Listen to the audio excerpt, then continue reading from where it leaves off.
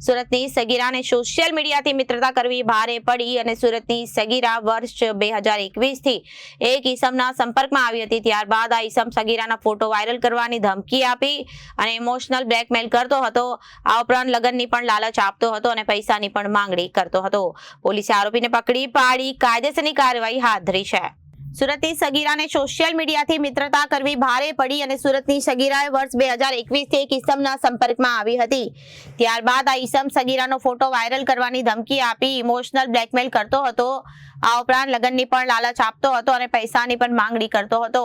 જો કે એક સમયે એકાએક ભોગ બનનારા પીડિતાને લગ્ન નહીં થાય તેવું કહીને લગ્નની ના પાડી હતી।